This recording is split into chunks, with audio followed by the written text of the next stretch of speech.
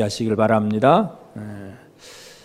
우리가 어떤 일을 잘못한 사람 보고 야단칠 때는 뭐라고 얘기합니까? 정신이 있냐? 정신이 있느냐?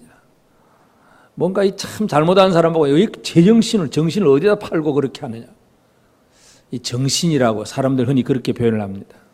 우리가 또 미술 작품이라든지 아니면 이 가수들이 노래하는 것도 보면 똑같이 음정 박자 잘 맞고 목소리 좋아도 뭔가 느껴지는 게 다르잖아요. 진짜 자기 온 혼을 쏟아부어서 부르는 그런 노래, 그냥 목소리만 아주 아름답게 들리는 노래, 뭔가 이 사람들이 느끼는 바가 다릅니다. 피카소 같은 이상하게 막 그림 그리는 거 모르는 사람이 쳐다보면 피카소 그림이나 우리 유치부 어린아이 그림이나 똑같아요. 별반 다를 것도 없어요. 그런데 뭔가 느껴지는 바가 있어요. 그게 뭐냐 하면 그 속에 쏟아붓는 어떤 정신, 혼, 그런 얘기인데, 사람도 마찬가지잖아요. 사람이 육체로만 사는 것이 아니라 하나님이 부어주신 영으로 사는 사람들인데, 문제는 교회는 어떠냐? 교회는 사람들만 모여 있느냐? 교회는 분명히 건물이 아니고 사람이라고 제가 끄덕끄덕 말씀을 드렸어요. 그런데 어떤 사람들이 모여 있느냐? 이것이 문제예요. 어떤 사람들? 한마디로 성령이 역사하는 사람들의 모임, 이것이 진정한 교회의 정의라고 할 수 있습니다.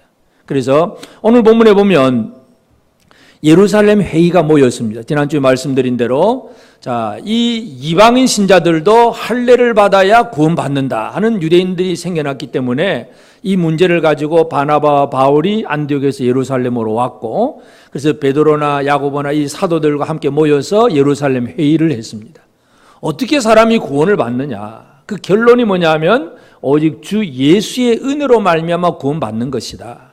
우리가 할례를 받았다든지 인간의 행동을 통해서 구원받는 것이 아니라 오직 예수의 은혜로 말미암아 구원받는다. 그 얘기를 하면서, 그러면서 마지막에 그렇지만 그 이방인들도 믿음으로 그렇게 주 예수의 은혜로 구원받지만 유대인들과의 어떤 관계 속에서, 이 유대인들은 어릴 때부터 철저하게 뭔가를 지켜오던 사람들이니까 함부로 우상제물 먹는 그런 많은 이상한 짓을 하는 그런 사람들의 생활에서 조금은 조심을 해라. 그러면서 4가지를 얘기를 합니다. 이 요긴한 것들 외에 아무 짐도 지우지 않기를 원한다. 그러면서 우상의 제물과 피와 목매어 죽인 것과 음행을 멀리 해라. 이 정도는 해라. 그것도 구원받으려면 그래라는 정도가 아니라 이미 구원받은 사람이니까 구원받은 성도들로서 함께 구원받은 유대인 형제들과 더불어 살기 위해서는 이런 정도는 해야 될 것이다 하고 그렇게 얘기를 합니다. 그중에 우리가 오늘 중심적으로 생각해야 될 문제는 28절에 보면 성령과 우리는, 그런 표현을 합니다. 성령과 우리는. 교회가 이제 어떤 회의를 해놓고 결정을 하고 이 결정한 사실을 안디옥 교회에다가 이제 전달을 해주는데, 전달을 하면서 누가 전달했냐? 내 베드로가 얘기한다. 그 얘기도 아니고 야고보가 얘기한다. 그것도 아니고 성령과 우리는, 이렇게 표현을 합니다. 그래서 오늘 우리는 이 성령과 우리는 이렇게 말하는 이 말의 의미를 잘 이해하면서, 과연 나는 모든 삶에 있어서 성령과 나는 이렇게 생각하고 이렇게 판단하고 이렇게 행동한다. 이게 우리 삶의 결론으로 적용져야 됩니다.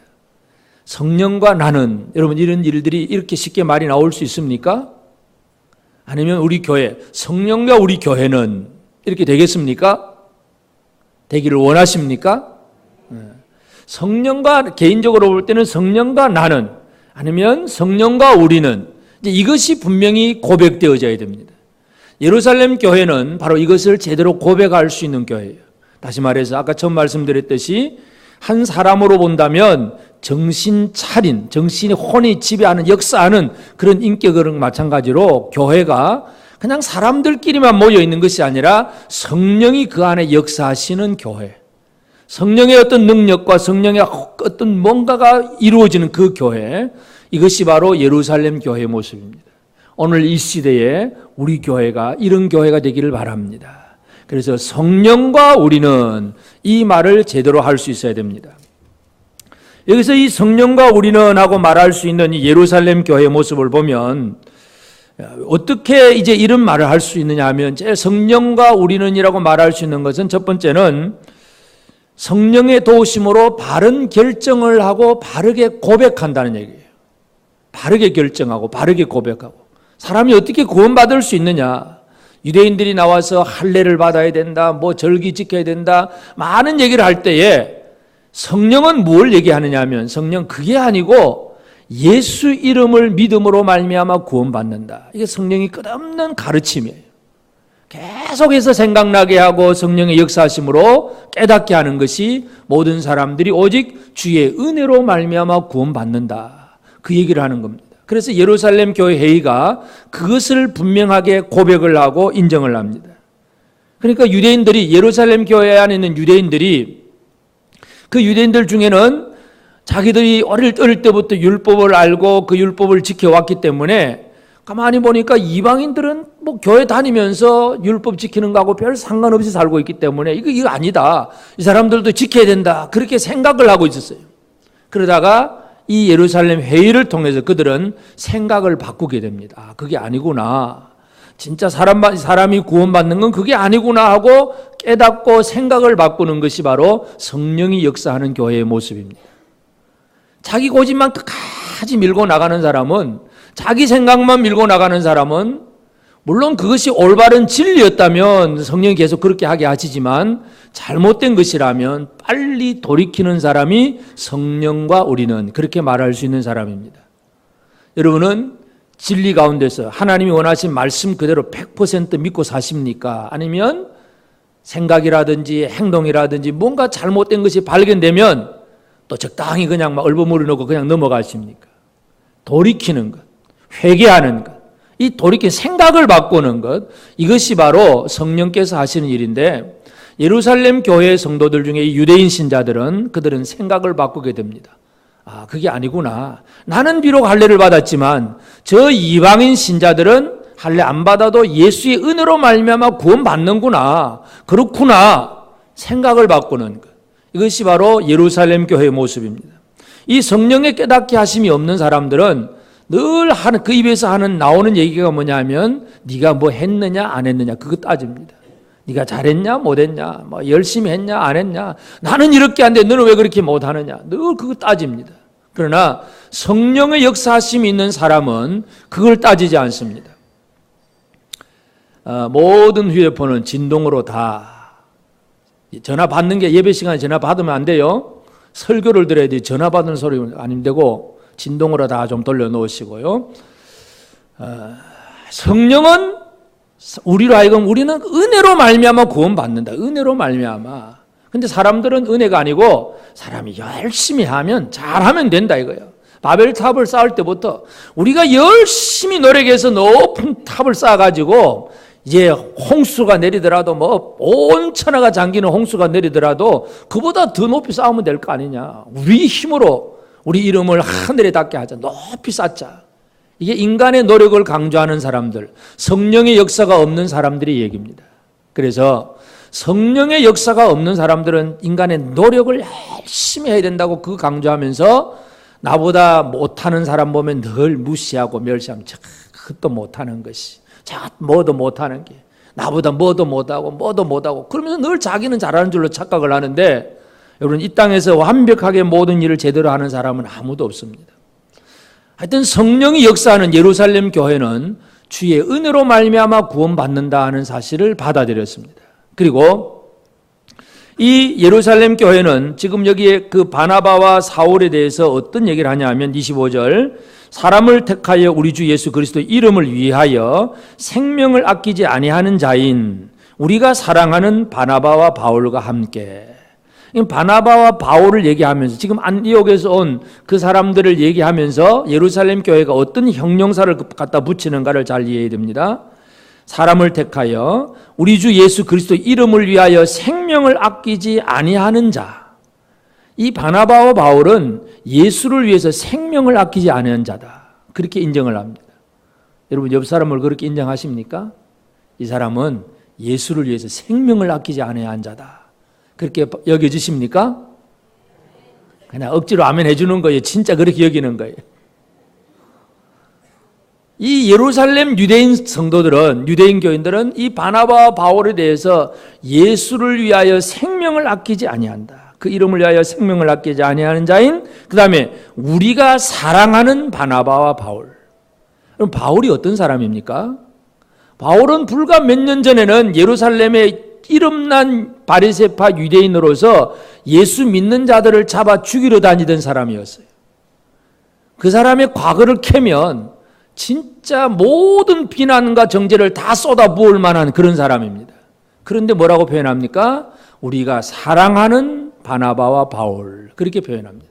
이 사람들은 진짜 예수 이름을 위하여 생명을 아끼지 아니하는 우리가 사랑하는 바나바와 바울. 성령이 역사하는 교회가 바로 이런 모습입니다. 성령이 역사하면 사람들을 바라보면서 저 사람은 언제 나한테 뭐 잘못했고 뭐 이거 따지는 게 아니에요. 우리가 사랑하는, 그리고 그가 하는 일을 인정을 해야지. 야, 이 사람은 진짜 예수 이름을 위해서 생명을 아끼지 아니하는구나. 그의 일을 인정해주고 그를 사랑하는 마음을 고백합니다. 그냥 바나바와 바울 그래도 괜찮은데 아주 길게 수식어를 붙입니다. 우리 주 예수 그리스도 이름을 위하여 생명을 아끼지 아니하는 자인 우리가 사랑하는 바나바와 바울과 함께. 이게 바로 예루살렘 교회가 지금 보여주고 있는 거예요. 그러니까 이것은 뭐냐면 성령의 하나 되게 하심을 알고 그 형제를 인정하는 것. 성령의 역사하심. 이 정신이 있는 교회, 영이 있는 교회는 형제들을 인정하는 교회입니다. 이 사람은 비록 나하고 어떤 살아가는 삶의 방식이나 어떤 생각하는 뭐 수준이라 뭐 이런 게 다 다를 수는 있겠지만, 그러나 이 사람도 주를 위해 사는 사람이구나. 이 사람도 주를 위해서 생명을 내어놓을 수 있는 사람이구나. 인정이 되어지고 사랑하는 마음이 생겨지고, 이것이 바로 예루살렘 교회가 표현을 하고 있는 겁니다.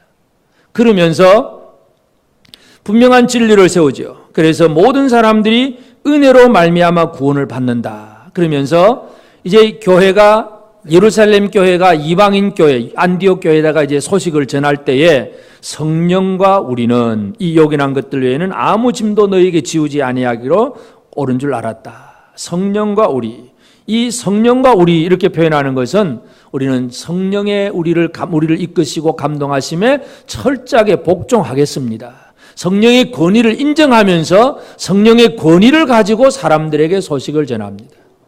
사도의 권위, 우리가 회의를 했는데, 우리 당에서 회의를 했는데 뭐 장로님이 목사님이 그랬다, 그 얘기가 아니에요. 여러분 목사도 인간으로 얘기하면 목사도 실수할 수 있는 건 인간이잖아요.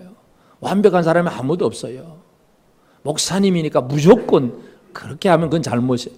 성령과 우리는, 이걸 의미를 잘 이해를 해야 됩니다. 이 예루살렘 교회는 자기들이 지금 회의하고 결정한 이것은 성령의 이끄심에 의해서, 성령의 인도하심에 의해서 결정된 사항이다. 성령과 우리는, 그렇게 표현하는 것은 성령께 철저하게 그 권위에 복종하겠다고 하는 그런 마음과 자세입니다. 이게 예루살렘 교회의 모습이에요. 성령이 있는 교회는 성령께 복종한다는 것을 기억할 필요가 있습니다. 그래서 그들을 향해서 이제 이 요긴한 것들 외에는 다른 짐을 지우지 않기로 우리가 옳은 줄 알았다, 결정을 했다, 만장일치로 가결을 했다, 그런 얘기를 해주고 있습니다. 여기서 우리는 성령께서 하시는 일이 뭔가를 잘 이해해야 합니다. 성령은 한 사람 안에서 또는 함께 모인 교회 안에서 성령이 어떻게 역사하시느냐. 성령이 일하시는 것은, 첫째는 성령은 교회가 문제를 가지고 뭔가 구하고 찾을 때에, 해답을 찾을 때에 그것에 해답을 주시는 분이 바로 성령님이십니다. 여러분은 모든 삶의 문제에 해답을 가지고 계십니까? 아멘이 없으시면 아직도 해답이 없다는 얘기인데, 해답을 찾으셨습니까? 그럼 지금부터 할 일이 뭐겠습니까? 성령의 역할이 뭐겠어요? 성령이 하시는 일은 해답을 주시는 분. 우리의 삶에 이거 어떻게 해야 되느냐? 자, 유대인들은 할례를 받았으니까 우리처럼 저 이방인들도 할례 받아야 된다. 그런데 분명한 것은 예수께서 십자가에 달려 죽으심으로 모든 것이 이루어졌고 그 피로 말미암아 구원받는다는 것을 사도들은 알고 있는데, 이 반발하는 사람들 속에 이걸 어떻게 할까? 이 문제 속에서 그들은 회의를 하고 결정을 하게 됩니다. 그러니까 성령은 해답을 주시는 분이에요. 요한복음 14장 26절 우리가 자주 읽지만은, 보혜사 곧 아버지께서 내 이름으로 보내실 성령, 그가 너에게 모든 것을 가르치시고 내가 너에게 말한 모든 것을 생각나게 하시리라. 성령은 우리에게 가르쳐주고 생각나게 하시는 분입니다. 하나님의 뜻이 뭔지, 하나님이 뭘 원하시는지. 그러니까 지금 할례를 받아야 되느냐 안 받아야 되느냐 하는 이 문제 속에서 이제 예루살렘 회의의 결정이, 원리는 분명합니다. 원리는 절대로 구원받는 데 있어서 인간의 행위와 공로는 아무것도 없다. 오직 주 예수의 은혜로 말미암아 구원받는다. 이게 진리예요. 이는 변함없는 진리예요. 성령은 그것을 분명히 세우게 하십니다. 그런데 그 외에도 다른 말을 할 것이 많겠지만, 그런데 이제 뭔가를 또 한 가지 조금만, 몇 가지만 얘기를 합니다. 이 요긴한 것들 외에는 그 얘기입니다. 우상의 제물과 피와 목매어 죽인 것과 음행을 멀리 할지니라. 멀리 해라. 이방인들은 그들의 삶 자체가 뭐냐 하면 늘 일상생활이 매일 눈만 뜨면 그 우상 신전의 생활이에요. 신전의 생활. 우리나라에는 좀 덜하긴 하지만 뭐 일본만 해도 그렇고, 하여튼 다른 나라 가보면 길 모퉁이마다 조그마한 신상들 만들어 놓고, 하여튼 신사가 많고, 눈 뜨고 그저 일상생활 시작하는 것부터 눈 감을 때까지 늘 그들이 섬기는 신과의 생활이에요. 신. 그 이방인들의 생활입니다. 그래서 늘 그 앞에 뭐 절하고 섬기고 갖다 바치고, 또 큰 신전에 가보면 또 이 음란한 창기들이 막 동남들이 있어가지고 하여튼 이 우상 숭배는 막 음란한 행위를 하고, 이 또 뭐 고기 먹고 하는 이런 것들, 재물을 드리고 그 재물 갖다 먹고 하는 이런 일들, 이게 이방인들이 그들이 살아가는 삶의 모습이었어요. 그러니까 그들이 그렇게 살아가는 삶의 모습을 그대로 가지고 있으면서도 그래도 예수 이름 믿는다는 거예요. 그러니까 일단 구원은 뭐냐? 구원은 예수 이름으로 말미암아 구원받는 것이다. 그런데 최소한 유대인 형제들과 더불어서 같이 믿음으로 형제를 어울리려면 최소한 이 정도는 좀 조심해라 하는 기준이 바로 이 네 가지예요. 그래서 우상의 제물과 피와 목매어 죽인 것과 음행을 멀리 할지니라. 이건 또 이방인 신자들이 해야 할 일입니다. 그러니까 유대인 신자들은, 유대인들의 입장에서 보면 저 이방인들이 할례 안 받아도 구원 받는구나 하고 그들을 용납해주고 받아줘야 됩니다.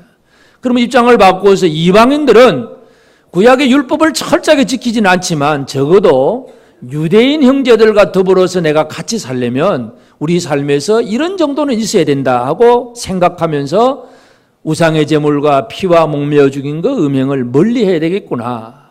이게 구원받은 자로서 구원받은 형제와 더불어 같이 살기 위해서는 우리 스스로를 조심해야 되겠구나 하고 자기 스스로에게 율법을 주는 것이 바로 이 요긴한 것들의 이야기입니다. 그러니까 결국은 뭡니까? 성령은 진리를 바로 세웁니다.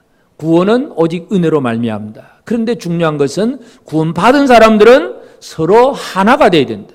하나가 되려고 하면 유대인들은 이방인, 할례받지 않은 사람들을 받아줘야 되고, 이방인들은 유대인처럼 100% 될 수는 없지만 최소한도 이런 정도의 삶을 조심하면서 유대인과 같이 뭔가 같이 믿음으로 나가는 삶의 보조를 맞추어가는, 이것이 바로 이방인들에게 주어진 그런 요구예요. 이게 성령이 역사하시는 거예요. 성령은 이와 같이 서로 하나 되게 합니다. 그러니까 성령은 성도들이 서로 하나 되게 만듭니다. 그 하나됨은 바로 진리의 말씀 가운데서 하나됨입니다. 그래서 하나됨이라는 것은 그냥 아무런 그 근거는 없이 그냥 우리끼리 무조건 하나 되자 해서 하나 되는 게 결코 아닙니다. 지금도 우리나라에 9월 달에 이제 부산에서 하겠다는 WCC 총회가 있는데, 그냥 세계 교회 연합, 무조건 그게 진리가 있든 없든 무조건 연합하자, 무조건 하나가 되자. 그건 별 의미가 없는 거예요. 진리 가운데서 예수 이름으로 말씀 가운데서 하나가 돼야 되지, 이 다른 하나 되는 그 자체가 좋으니까 너도 좋고 나도 좋고 다 그냥. 그래서 신구교 일치 운동, 천주교든지 개신교든지 무조건 하나 되자. 또는 기독교든 불교든 서로 정죄할 거 있느냐. 그래서 성탄절에는 불교가 메리 크리스마스하고 그냥 갖다 붙이고, 또는 석가탄신일에는 교회가 또 석가 출생을 축하합니다 또 붙이고. 무조건 좋은 게 아니에요, 여러분. 그 무조건 좋아하는 그것은 사탄이 좋아하는 일입니다. 막 뒤섞고 놓아서 진리가 어디 갔는지도 찾아볼 수 없게 만드는 이 사탄의 전략이에요. 분명히 하나됨이 필요한데 어떤 하나됨이냐면 예수 그리스도 안에서 진리 가운데 하나 되는 이것이 중요합니다. 그래서 이 이방인들과 유대인들이 다른 하나됨이 아니라 예수로 말미암아 구원받은 성도들로서 그들이 서로의 입장을 배려하면서 양보할 것은 양보하고 용납할 것은 용납하고 그 일을 하게 하는 것이 성령의 가르침이고 그러한 성령의 말씀입니다. 이게 성령과 우리는 그렇게 얘기하는 겁니다. 그러니까 성령은 교회에 새로운 법을 세워주는 거예요. 그러니까 율법이 아니라 이방인 신자들도 예수를 잘 믿고 구원받으려면 어떻게 살아야 되느냐. 유대인들은 구약의 율법부터 쫙 그저 주로 훑는데 성령은 그게 아닙니다. 모든 사람이 은혜로 말미암아 구원받는다. 단지 형제들과 하나됨을 위해서 최소한 이 요긴한 것 4가지 정도는 지켜라. 이 얘기예요. 그러니까 이게 바로 뭐냐면 새로운 법입니다. 성령의 법. 로마서 8장 1절 2절에 보면 그러므로 이제 그리스도 예수 안에 있는 자에게는 결코 정죄함이 없나니 이는 그리스도 예수 안에 있는 생명의 성령의 법이 죄와 사망의 법에서 너를 해방하였습니다. 생명의 성령의 법이에요. 자, 이방인들의 입장에서는 처음에는 잘 몰랐죠. 물론 예수만 믿으면 구원받는 줄 알았어요. 근데 유대인들이 와가지고 너희들 할례 안 받았으니까 너희들 천국 못 가니까 할례 받아야 된다. 그러면 내가 왜 지금 또 할례 받아야 되냐? 아니면 또 뭐 절기 지켜야 되냐? 뭐 해야 되냐? 많은 걸 이제 고민하기 시작합니다. 그게 이제 짐이에요, 짐. 야, 이거 큰일 났다. 할례도 받아야 되고, 뭐 또 해야 되고, 뭐 또 해야 되고, 이거 큰일 났다. 이거 안 하면 큰일 난다더라.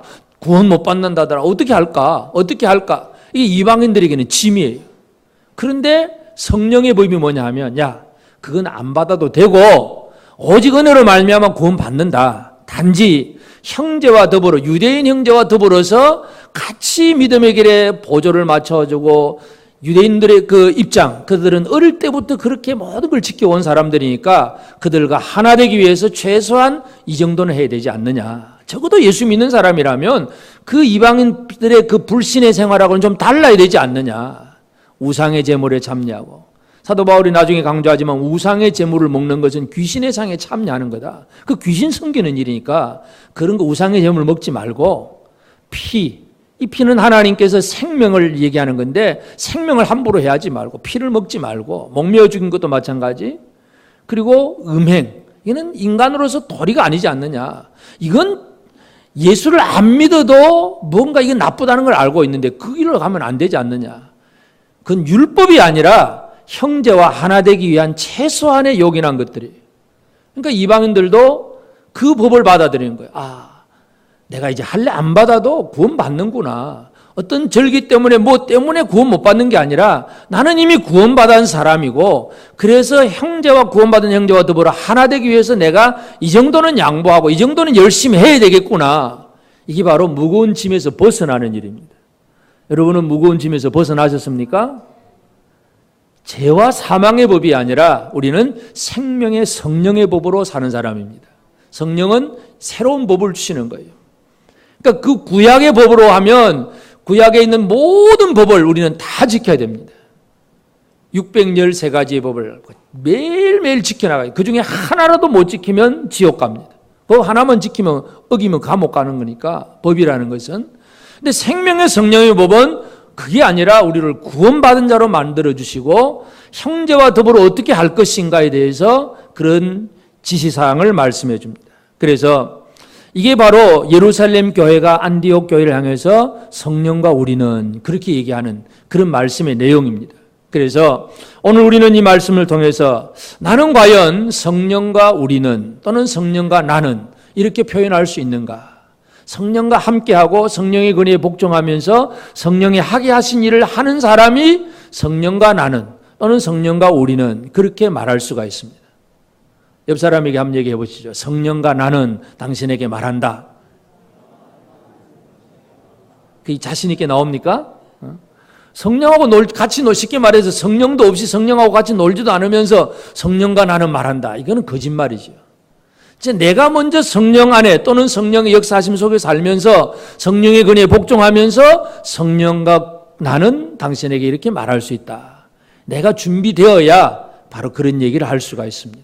그래서 우리는 성령과 우리는 이렇게 고백하는 그런 예루살렘 교회처럼 오늘 우리 교회도 이렇게 되어야 됩니다. 우리 한 사람 한 사람이 바로 이런 삶을 살아야 됩니다. 그래야 하기 위해서 우리는 제일 중요한 것은 우리 안에 계신 성령, 내 안에 이미 임하신 그 성령의 도우심으로 살아야 돼요. 성령의 도우심으로 사는 사람은 길을 찾은 사람입니다. 나아갈 길, 어디로 가야 되는지, 뭘 해야 되는지, 지금이 나아갈 때인지 지금이 뭘 해야 될지를 아는 길을 찾은 사람이에요. 성령은 우리 안에 계시면서 우리의 가이드, 안내자가 되십니다. 그래서 성령을 안내자로 삼은 사람은 그 가는 길에서 결코 잘못 가지 않습니다. 결코 잘못 가지 않습니다. 사람을 안내자로 삼으면 물론 아주 유능한 가이드는 잘 실수를 하진 않겠지만 그래도 사람은 또 실수를 합니다. 저도 옛날에 몇 년 전에 한번 내비게이션이 별로 없을 그때에 우리 목사님들하고 며칠 같이 움직이는데 어디 가야 된다니까. 그건 제가 아는 곳이니까 그럼 나 따라오라고.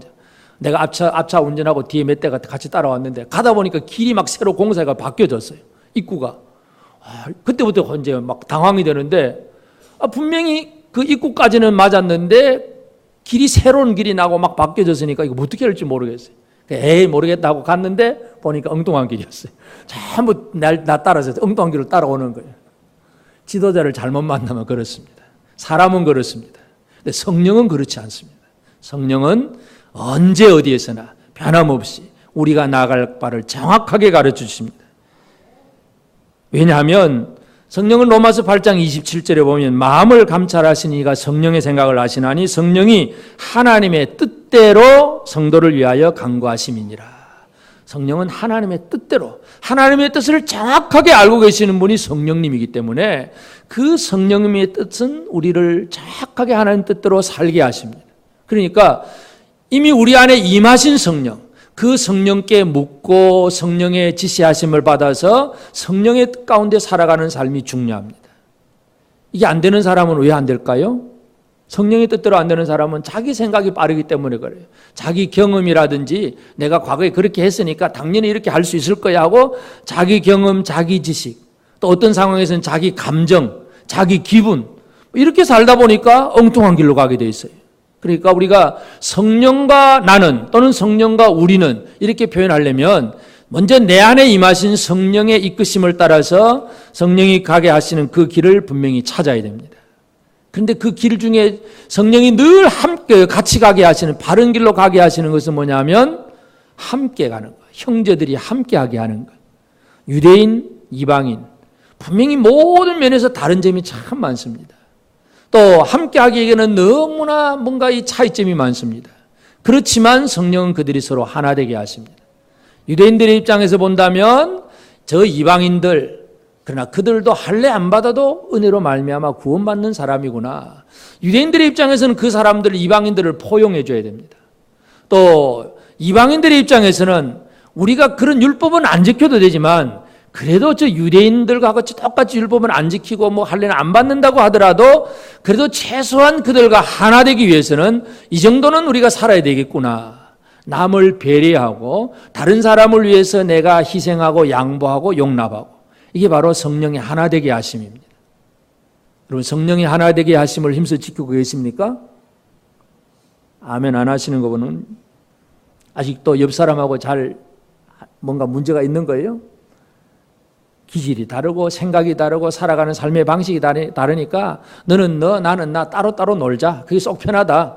그러니까 여전히 따로따로 놀면 성령이 하실 일이 뭘까요? 그러면 성령이 할 일이 아무것도 없는 거지. 따로따로 노는데 뭐. 여러분 성령은 우리로 하여금 서로 만나게 하고 양보하게 하고 인정하게 하고 용납하게 하고 서로 받아들이게 하고 그래서 내가 안 해도 되지만 해야 되고 해야 되지만 안 할 수도 있고 이 배려하고 용납하는 이것이 진정한 이 성령의 역사하심이에요. 흔히 어떤 사람들이 그런 얘기하죠. 에티켓이 있느냐 없느냐. 여러분 에티켓이 좀 있습니까 없으십니까? 에티켓. 그런 말 많이 하잖아요. 에티켓이 참 그 사람 에티켓이 있다. 에티켓이 있다는 얘기가 무슨 말일까요? 남을 배려할 줄, 다른 사람의 입장을 배려할 줄 안다는 얘기, 배려. 주일 예배 마치면 제일 안 되는 것 중에 하나가 뭘까요, 여러분? 남 배려 안 하는 거, 제일 먼저 하는 거? 엘리베이터 타는 일. 머리띠 밀고 그냥 먼저 타서 뭐 하겠다는 얘기요? 응? 아니 조금 천천히 올라가면 나쁜 거 있어요? 안 되는 거 있어요? 먼저 타겠다고. 에티켓이 하나도 없다는 얘기. 그거는 남을 배려할 줄 모른다는 얘기. 예배는 시작부터 찬양하면서 일어설 때부터 예배 참여해야 되고, 축도하고 성가대 축송을 다 마칠 때까지 하나님 앞에 온전히 드린 다음에 성도들과 인사하면서 살금살금 나가는 것이 진짜 예배 드리는 거예요. 축도하자마자 뭐 엘리베이터 먼저 타려고 나가는 그건 예배도 아니에요. 그거는 바른 예배를 드려야 됩니다. 바른 예배. 이 에티켓이라고 하는 것은 다른 사람의 입장을 배려하는 거예요. 형제와 형제가 하나 되려고 하면 저 사람은 나하고 기질도 성격도 다르지만 그래도 내가 양보할 건 양보하고 인정해 줄 건 인정해 주고, 그게 성령의 하나 되게 하심이에요. 이것이 성령께서 원하신 일이에요. 그래서 유대인과 이방인들이 서로 하나 되게 하시는 이 결정이 성령과 우리는 그거예요. 그래서 우리는 이 성령의 역사하심을 보면서 마지막으로 기억해야 될 것이 성령의 권위에 복종하는 것. 성령과 우리는 그러니까 뭐 동등으로 같이 논다고 생각하면 안 됩니다. 나는 절대로 성령의 권위에 복종해야 되겠다. 복종. 성령의 권위에 어떻게 복종하느냐? 다윗의 예를 들면 다윗이 사울을 피해서 도망을 다닙니다. 그럼 사울은 다윗을 잡으러 다니고, 참 자기를 잡으러는 사울을 피해 도망 다니는 다윗 처지는 참 괴롭고 힘듭니다. 그런데 성경을 보면 그 사울을 아주 어떤 사람도 이렇게 왕이 되면 호위병이 다 있게 되지만 그 순간만큼은 왕이 딱 혼자 있고, 다윗이 마음 놓고 사울을 죽일 수 있는 기회가 2번이나 있습니다. 이 사울을 죽일 수 있는 기회가 2번이나 있는데, 근데 다윗은 사울을 죽이질 않습니다. 사무엘상 24장 6절에 보면 자기 사람들에게 이르되 내가 손을 들어 여호와의 기름 부음 받은 내 주를 치는 것은 여호와께서 금하시는 것이니. 여호와께서 금했다. 사울 기름 부음 받은 자를 죽이는 것은 하나님이 금하신 것이다. 나는 그 하나님께 복종한다. 이게 다윗이에요. 자기 감정, 자기 기분으로 하면 어떻게 할까요? 자기 기분으로 하면 칼 들고 바로 사울을 죽이면 됩니다. 2번이나 기회입니다. 신하들이, 다윗의 신하들이 찬스입니다. 하나님이 주신 절호의 찬스입니다. 이 기회를 놓치면 후회할 겁니다. 죽입시다. 2번입니다. 그런데 다윗은 뭡니까? 하나님께서 금하신 건 나는 안 한다. 그게 복종입니다. 복종. 내가 할 수 있음에도 불구하고, 내가 마음껏 뭔가 할 수 있음에도 불구하고, 이건 하나님이 하라고 하신 게 아니구나, 성령께서 하라고 하신 것이 아니구나, 복종하는 생활. 이게 성령의 권위에 복종하는 생활입니다. 여러분, 성령의 권위에 복종하십니까? 아멘 안 하시네. 내 기분대로 살겠다는 얘기죠. 성가대원들은 성령의 권위에 복종하십니까? 내가 하고 싶은 일, 내가 마음껏 할 수 있는 일이 있음에도 불구하고 하나님이 아니야 그러면 안 하는 거예요. 그게 권위에 복종하는 겁니다. 나도 그래야 되고 다른 형제들도 그렇게 할 수 있도록 돕는 것. 이것이 바로 우리의 사명입니다. 그래서 아직도 성령을 모르는 사람에게는 생명의 성령의 법을 얘기를 해줘야 됩니다. 성령은 우리에게 이러이러한 법을 주셨다. 우리를 이렇게 구원하시고 우리가 어떻게 살아야 될까를 말씀하셨다. 그 얘기 해주면서 내가 마음껏 뭔가 할 수 있음에도 불구하고 자기의 칼을 내빼지 않은 그 다윗처럼 하나님의 말씀의 권위에 철저하게 복종하면서 하나님께 다 내어 맡기잖아요. 결국은 뭐가 되겠습니까? 하나님이 사울을 처리해 주시는 거예요. 하나님이 사울을 처리해 주셔야 완벽하지, 다윗이 사울을 처리하면 계속해서 다윗의 집과 사울의 집은 끊임없는 분쟁이고 끊임없는 복수의 복수를 연결해가는 그런 환란이 시작이 됩니다. 오늘 우리는 성령의 권위에 복종한다는 게 얼마나 중요한지 모릅니다. 그래서 오늘 우리는 예수의 제자들은 모든 사람들을 향해서 성령과 우리는 또는 성령과 나는 이렇게 말할 수 있는 사람이 되어져야 됩니다. 성령과 나는 이렇게 말하실 수 있겠습니까? 성령과 나는 이러이러한 일을 말한다. 또 이렇게 행동한다. 성령과 늘 함께하는 사람이 그런 말을 하고 그런 행동을 할 수가 있습니다. 교회는 성령의 역사가 없으면 영적 공동체, 성령 공동체가 아니에요. 아무리 많은 사람들이 모였어도 그 안에 성령의 역사하심이 없는 모임은 그냥 모임일 뿐이지 세상의 모임이나 교회나 다를 바가 없습니다. 교회는 성령이 역사하시는 곳이고 성령의 권위가 인정이 되고 그 권위 앞에 복종하고, 그래서 어떻게 하든지 성령의 뜻을 따라서 진리를 바로 세우고 사랑으로 형제가 하나 되고, 이게 성령께서 하시는 일입니다. 이 일들을 이루어가는 일에 내 자신을 내려놓고 철저하게 복종하는 사람이 성령과 우리는, 이렇게 얘기할 수 있습니다. 성령과 우리는 합시다. 성령과 나는. 이 성령과 나는, 이 말이 모든 사람에게 자신 있게 선포될 수 있도록 살아가는 그런 우리 삶이 되어서 우리를 통해서 나도 성령의 권위로 말미암아 살고 또 다른 사람들에게 생명의 성령의 법을 잘 전할 수 있는 저와 여러분 모든 삶이 되어지기를 바랍니다. 아멘.